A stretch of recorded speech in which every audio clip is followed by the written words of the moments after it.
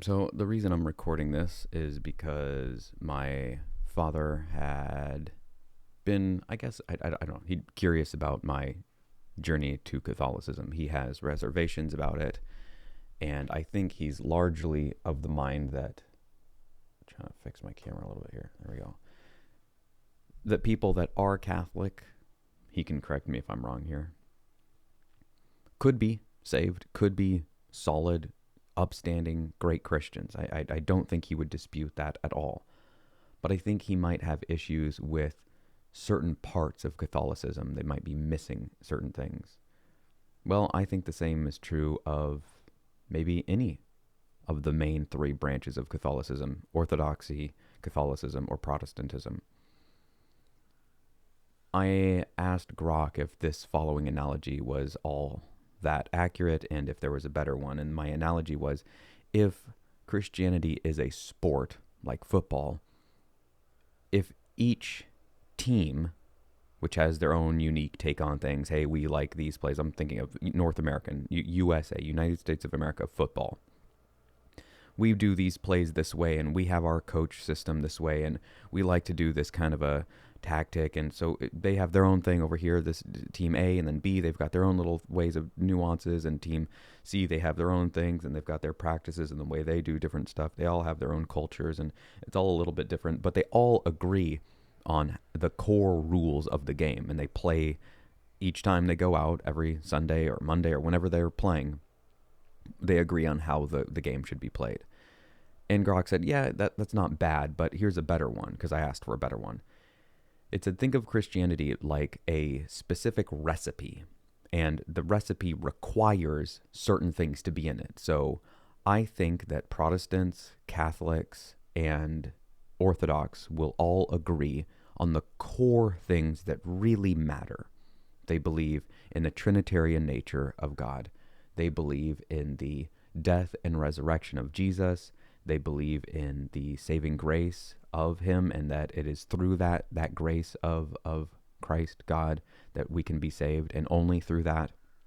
But then I also think that there is a participation aspect that is required of us, and that can start to get into the weeds, because then you'll have Catholics saying, well, then that you actually have that works are required, but then that's a lot of this has to do with translation issues. But largely, from what I've seen across the board, is there are no major differences. There's a lack of understanding from one to the other.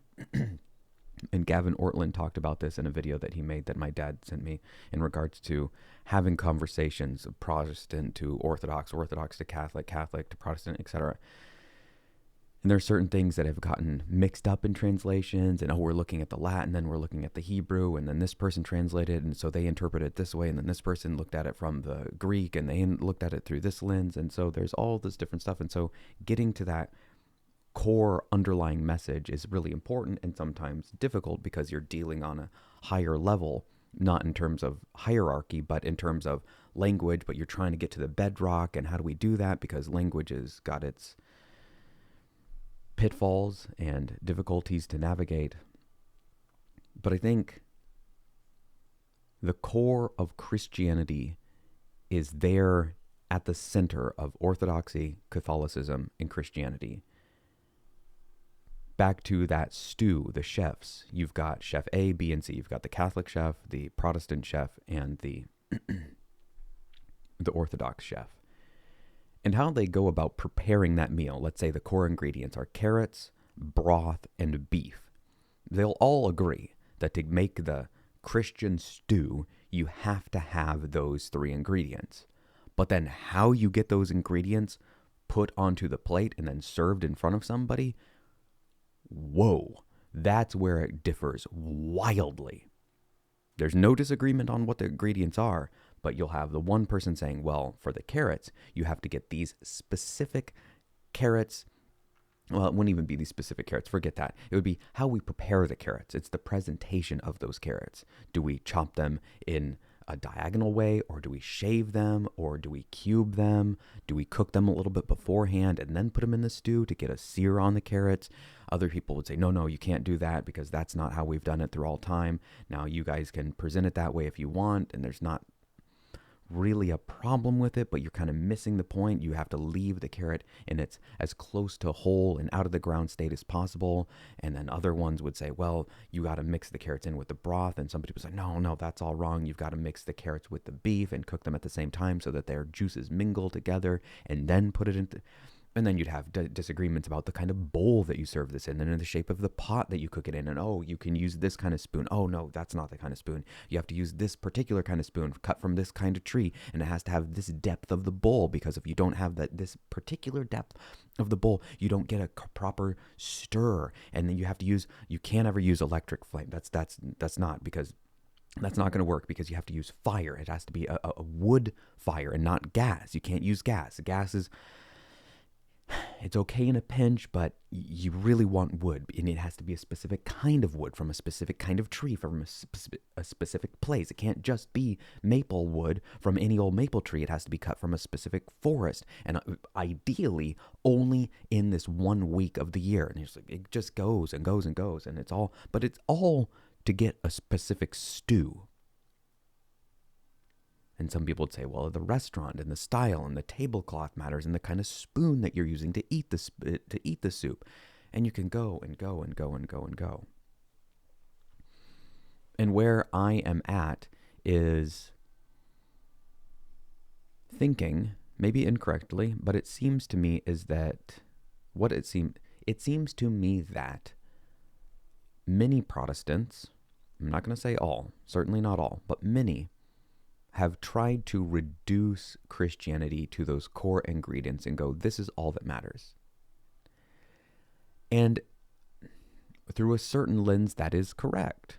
It is correct that the only things that matter with Christianity are believing that Jesus was God, come to earth as a man through Mary.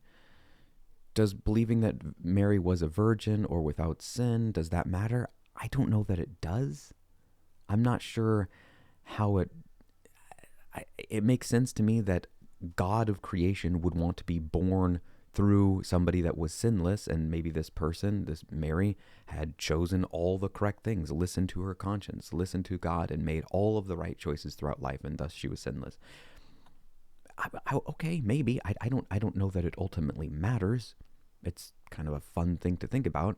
To me, that's like arguing what the spoon and bowl needs to look like, and that it should be porcelain and not metal, or this, and the spoon should be brass as opposed to silver, and definitely don't use stainless steel.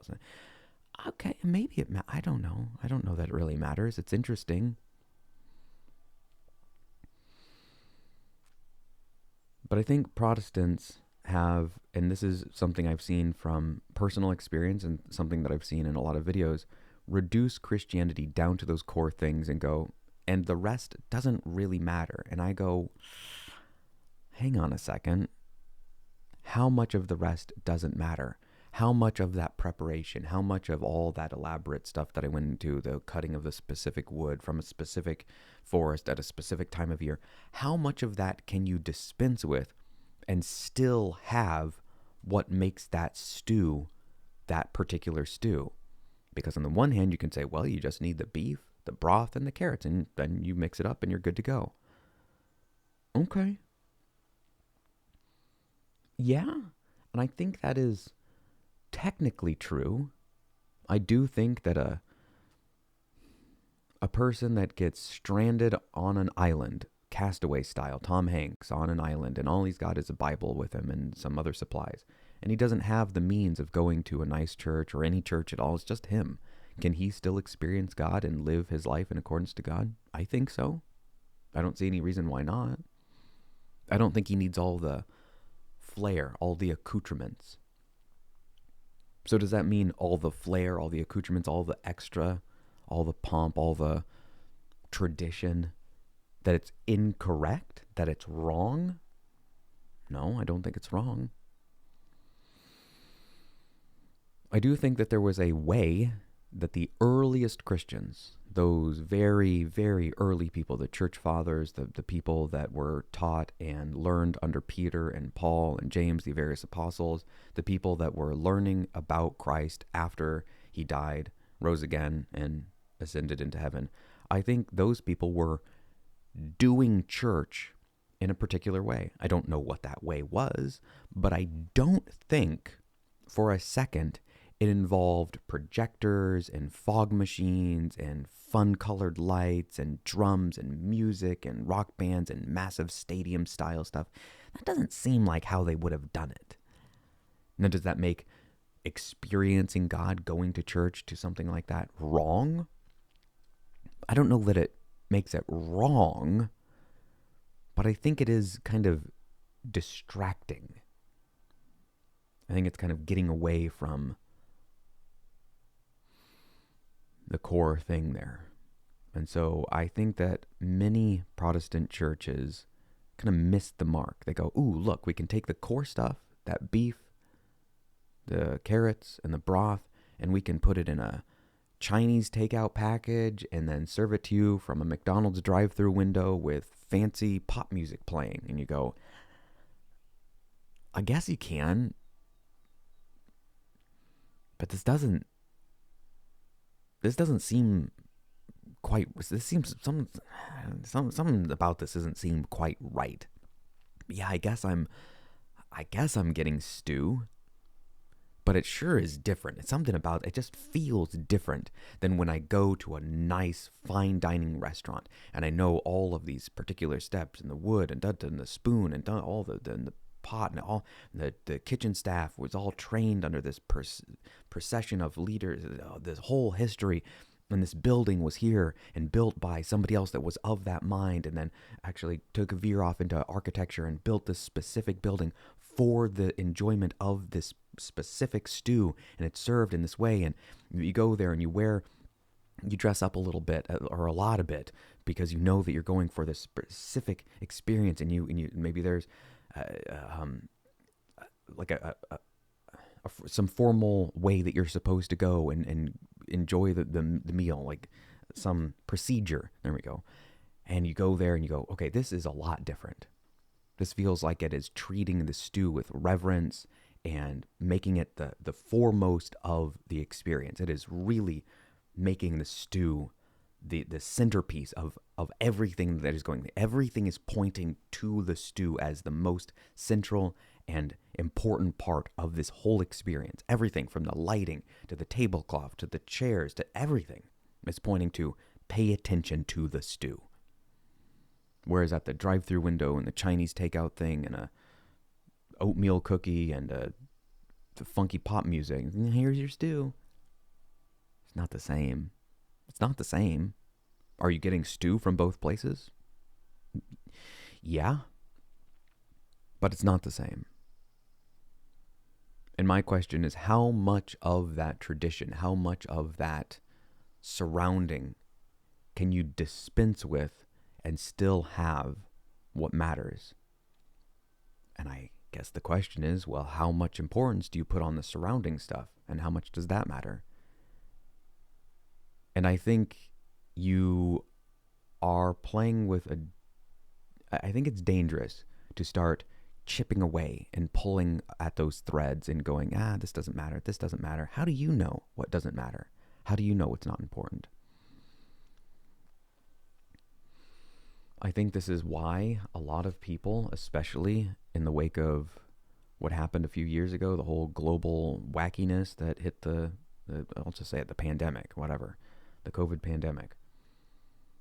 Whatever you want to say about that, real, not, it doesn't really matter. A thing happened. Nobody can deny that. There was a global craziness that happened. And I think that was a moment where things got so materialistic.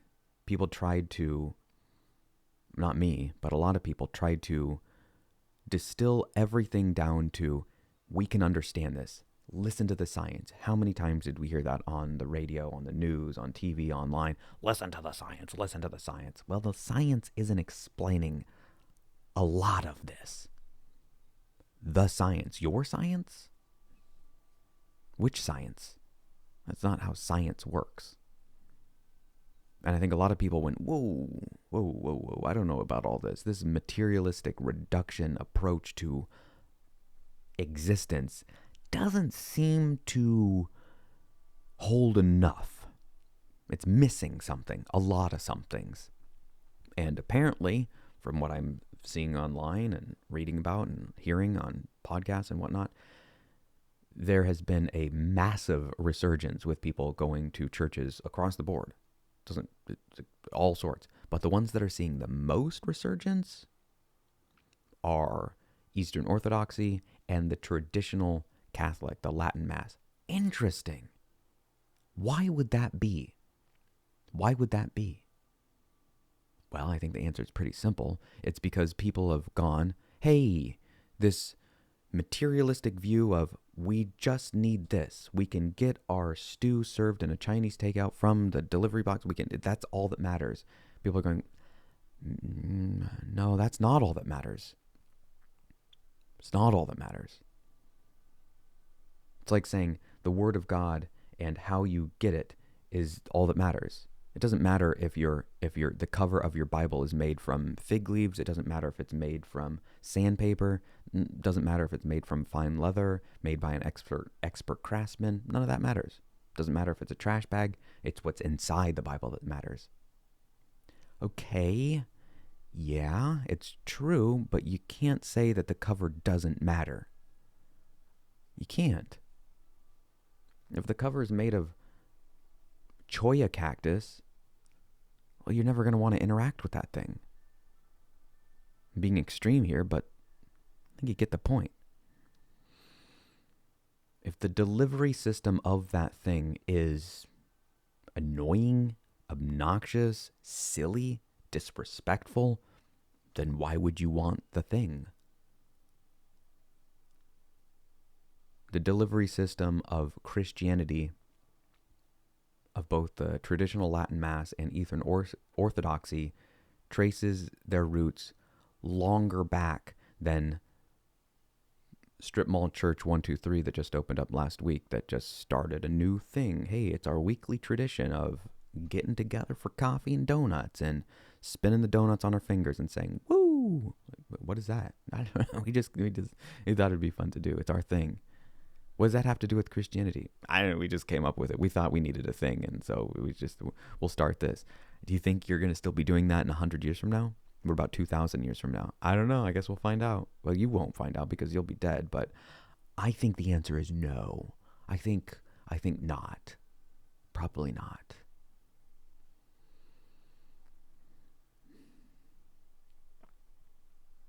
So where I am at right now is thinking that some of this all matters. Now, this is a long-winded thing to finally come around to. The two things, and I'll just end with this, I'm going to think real simply, that made me go, I don't think Roman Catholicism will work for me. And I hit two brick walls. And those brick walls, the first one is there just is no interest in me whatsoever to going to a Catholic church that is doing the Novus Ordo. The only Catholic church parish experience that I want is the traditional Latin Mass. And given where I currently live, thankfully there's a few churches around, a couple that do it. But in most of the country, in most of the world for that matter, there's nowhere to go. You have to travel for hours and hours. There might be some places where there just isn't an option at all. There are some states in the U.S. where there's nothing. There is no option.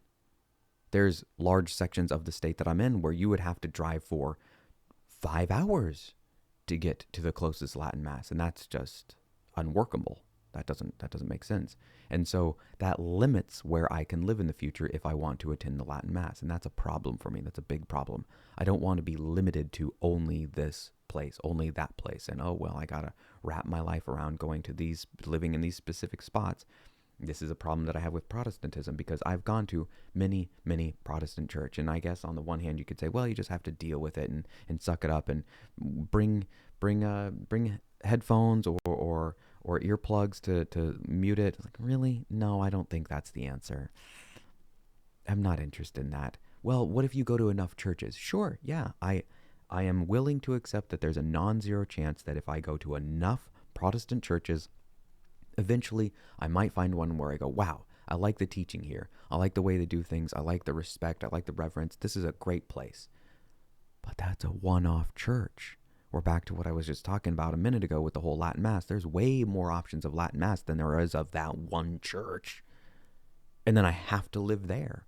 And then what happens if that preacher moves or gets ill or dies eventually? Because that's something that happens. Well, then what does that church look like after that? Is it the same church? Probably not. So we're back to square one, and I'm looking around, going to dozens, if not hundreds, if not thousands of churches. Over how long? I don't have 3,000 years to try and find the right church, which is kind of what it would take to go to all of the Protestant churches, if not longer. So that's untenable. That doesn't work either. So I need a place where I can go, and also a place that I can move to pretty much anywhere within reason. I don't need it in every street corner, every block. That's not what I'm asking for. But I'd like to have some church that I can go to, and I know what to expect largely from one to the next, anywhere I go. And that's not possible with either Protestantism or Catholicism. And then the next thing with Catholicism is the papacy. And I've heard a lot of arguments, a lot of things about the papacy. Oh, it's not in the Bible. Oh, yes, it is, because Jesus gave the keys of the kingdom to Peter. And oh, that's not what that means. So yes, it is. And back and forth and back and forth. Of all the things, and I've heard dozens of hours of debates on this, I've not heard one person, not a single one, talk about the problem that I have with the papacy. No one. Not one person.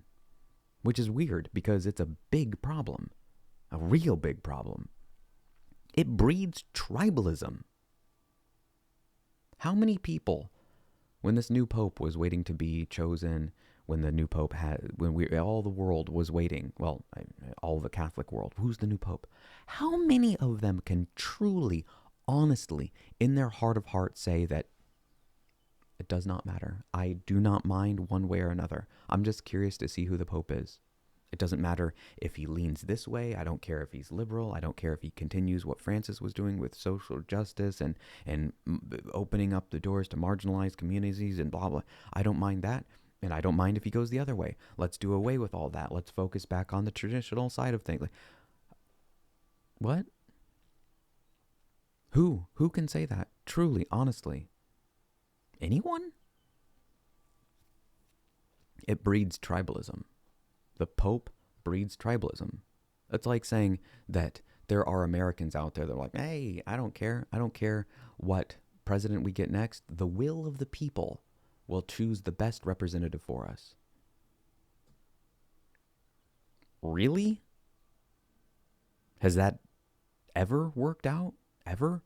For the totality of the people? Has there ever been a president?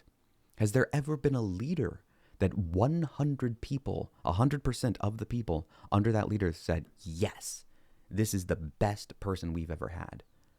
The closest example I can think of is Nayib Bukele down in El Salvador. He's got something like an 87% approval rating. That's unheard of. That's crazy. But that's 87. That's not 100%. There's a lot of people locked up in prison right now that are not a fan of that guy. You might go, well, they're criminals. Well, that's from your perspective. Yes, okay, sure, they're criminals and they did bad things, but you still have people that don't like the guy. There's tribalism there. Yeah, but we can dispense with them because they're criminals and it doesn't matter. Okay, you can sit there and ride that high horse all you want, but it doesn't change the reality that there are some people that like this guy and some people that don't. Same is true of the president, same is true of this congressperson, this president, this new manager of a Quickie Mart, the Pope.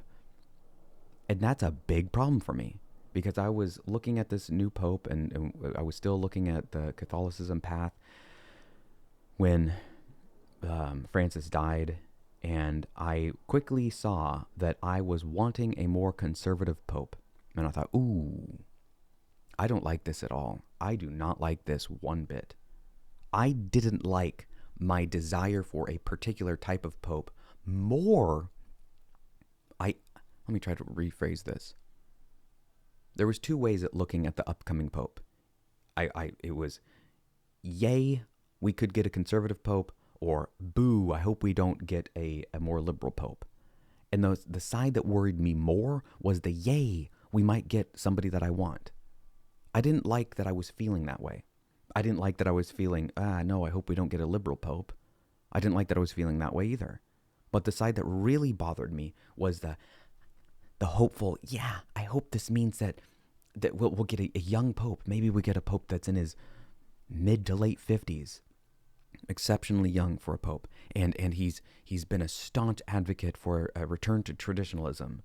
That's what I'm hoping for. That was the side that really bothered me. I went, ooh, I don't like this at all. I do not like this. This mob-like cheering, I want my guy to win, my kind of guy to win. I did not like that one bit. And that's what ultimately made me go, yeah, I can't do this. I don't like this. I don't see a way around this. I don't care if it's clear in the Bible. I was going to say, I don't care if the Bible explicitly states if there should be a pope or not. I do care, but it doesn't. It does not explicitly state that, which is why we have so much division in the Christian church, the three main branches.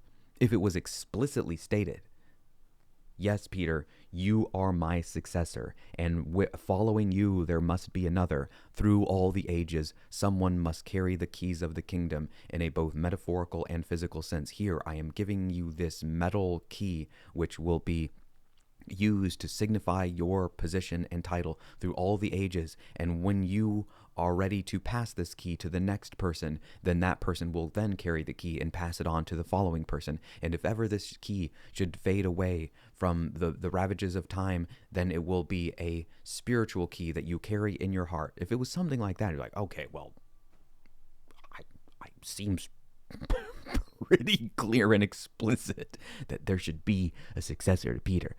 But that ain't in there. It's not in there. It's interpretations and, oh, it means this. And other people go, well, it doesn't mean that. Oh, it's this. It means,